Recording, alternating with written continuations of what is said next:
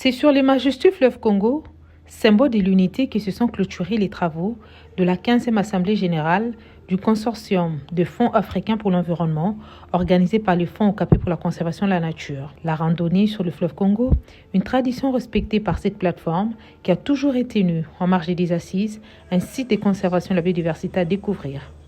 Sur le bateau majestique River, profitant de l'air frais, les différents participants ont procédé à la signature de la déclaration de Kinshasa, ce document au contenu riche qui a mis en relief l'engagement renouvelé des États bénéficiaires de fonds fiduciaires dans la lutte pour la conservation de la nature.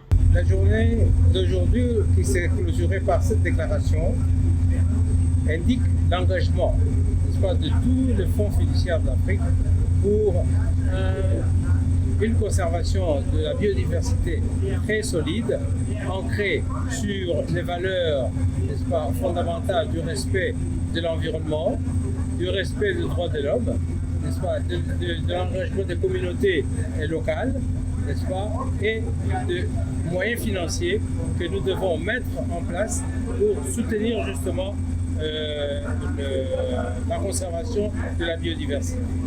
Comme vous le savez, l'Afrique, c'est un continent qui est béni en termes de biodiversité. Donc, cette biodiversité doit être conservée et renforcée. Avec des thématiques variées sur la conservation et les finances climat, le Café de Kinshasa a donné lieu au renforcement des liens pour une mobilisation collective autour des financements pérennes en faveur de la protection de la biodiversité, avec à la clé la promotion des pratiques innovantes. Nous avons abordé des thèmes qui tiennent à cœur aux différents fonds africains, à savoir donc la finance carbone. Ce qui est encourageant, c'est que déjà nous avons dans certains pays réussi donc à mettre en œuvre un certain nombre de projets juridictionnels qui ont permis donc de mobiliser des fonds substantiels.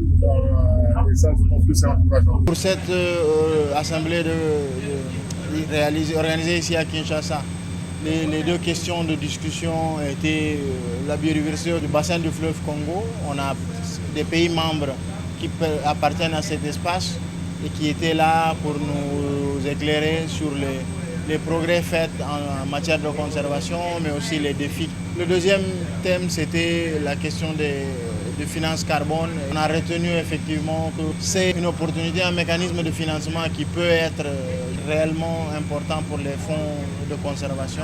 Les assises de Kinshasa, un moment ultime pour le partage d'expériences, des opportunités et même des défis liés à la conservation de la nature. Il est important de pouvoir partager les expériences et les défis qui sont communs à tous ces pays.